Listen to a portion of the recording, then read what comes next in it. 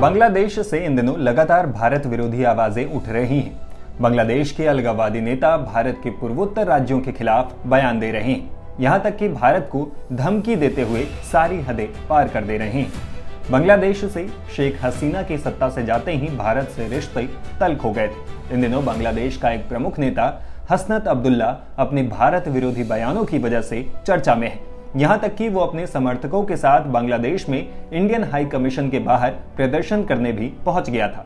हसनत ने बांग्लादेश से भारतीय उच्चायुक्त को बाहर निकालने को भी कहा है।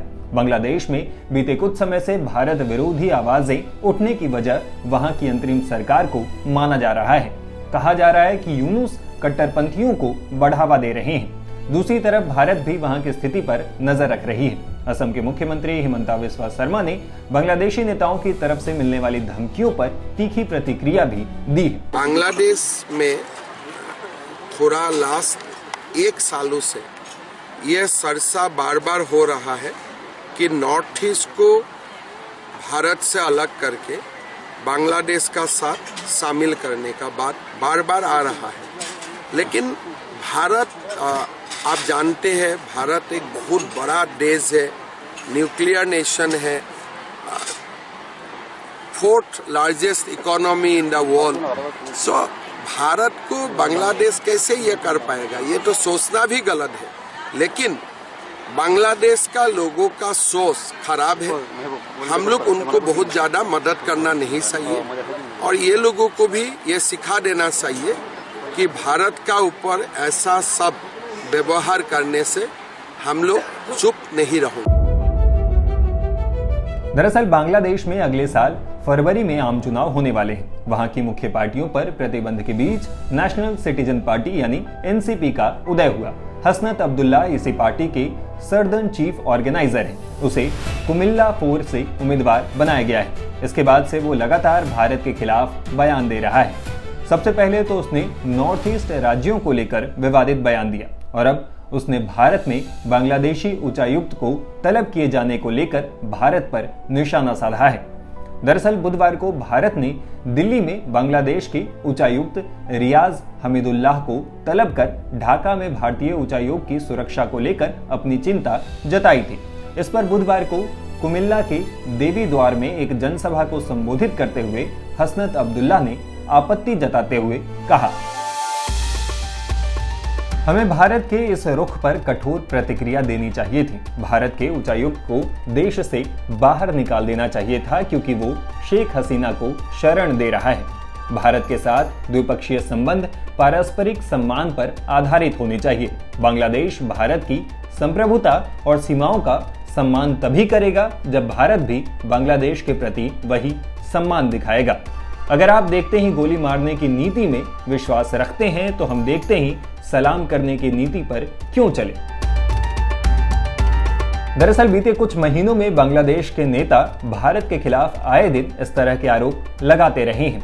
बुधवार को इन आरोपों को खारिज करते हुए भारत के विदेश मंत्रालय ने कहा, बांग्लादेश में हाल की कुछ घटनाओं को लेकर कट्टरपंथी तत्वों के झूठे विमर्श को हम पूरी तरह से खारिज करते हैं। ये दुर्भाग्यपूर्ण है कि अंतरिम सरकार ने न तो इन घटनाओं की गहन जांच की है और न ही इनके संबंध में भारत के साथ कोई ठोस सबूत साझा किए हैं। दरअसल हाल ही में एक रैली में हसनत ने भारत पर आरोप लगाया कि उसकी तरफ से बांग्लादेश को स्थिर करने और यहां की चुनाव प्रक्रिया को बाधित करने का प्रयास हो रहा है। उसने धमकी दी कि अगर ऐसा हुआ तो इसका असर सरहद के पार भी होगा।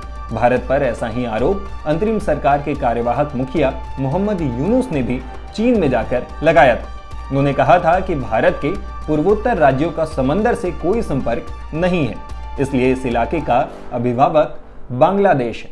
इस पर भारत ने कड़ी आपत्ति भी जताई थी। मौजूदा समय में हसनत अब्दुल्ला भारत विरोधी बयान देने वाला प्रमुख चेहरा बना हुआ है। वो छात्र आंदोलन का नेता रहा है जो साल 2020 के दशक में उभरा था। हसनत ने ढाका विश्वविद्यालय से अंग्रेजी साहित्य की पढ़ाई की है। वो स्टूडेंट्स अगेंस्ट डिस्क्रिमिनेशन आंदोलन के प्रमुख नेताओं में रहा, जो साल 2024 में सरकारी नौकरी की कोटा प्रणाली के विरोध से शुरू होकर एक व्यापक छात्र जन आंदोलन में बदल गया था। इसी दौरान शेख हसीना को सत्ता छोड़कर भारत में शरण लेना पड़ा। इस आंदोलन के बाद उसने औपचारिक राजनीति में एंट्री ली और नेशनल सिटीजन पार्टी के गठन में भूमिका निभाई। शेख हसीना की अवामी लीग और बांग्लादेश नेशनलिस्ट पार्टी की गैर मौजूदगी में ये पार्टी तेजी से उभरी है।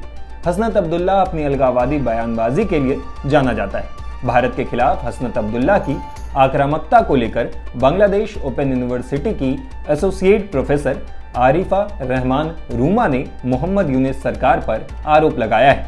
उन्होंने एक्स पर एक पोस्ट में लिखा, बांग्लादेश खतरनाक तरीके से बेकाबू होता जा रहा है। हसनत अब्दुल्ला ने सार्वजनिक तौर पर कहा है कि भारतीय उच्चायुक्त को देश से बाहर निकाल दिया जाना चाहिए। ऐसा बयान कोई भी जिम्मेदार नेता कभी नहीं दे सकता। हसनत जैसे चरमपंथी और हिंसक विचारधारा वाले लोग और उनके समर्थक अब मोहम्मद यूनुस को समर्थन देने वाली एकमात्र वास्तविक शक्ति बन गए हैं।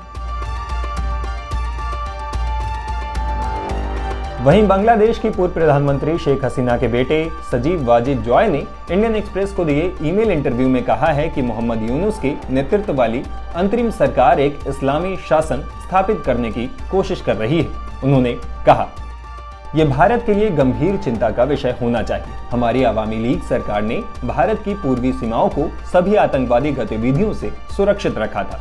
उससे पहले बांग्लादेश का व्यापक रूप से भारत में विद्रोह फैलने के लिए एक बेस के रूप में इस्तेमाल किया जाता था। अब वही स्थिति फिर से लौटेगी। यूनुस सरकार ने देश में जमाते इस्लामी और अन्य इस्लामी दलों को खुली छूट दे दी। बांग्लादेश में इस्लामी दलों को कभी भी 5% से अधिक वोट नहीं मिले हैं।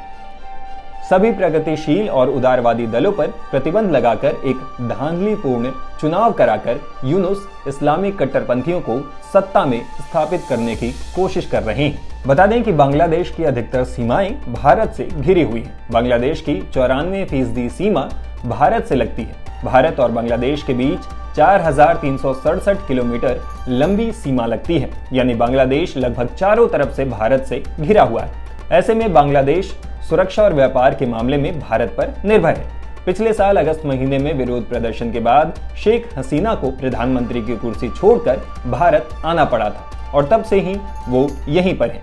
बांग्लादेश में शेख हसीना के सत्ता से हटने के बाद वहां इस्लामिक कट्टरपंथियों का प्रभाव बढ़ा है। इस वीडियो पर आप अपनी राय हमें कमेंट बॉक्स में लिखकर बता सकते हैं। इस तरह के और भी वीडियोस के लिए टाइम्स नाउ ऑफ भारत के डिजिटल चैनल के साथ बने रहें। शुक्रिया।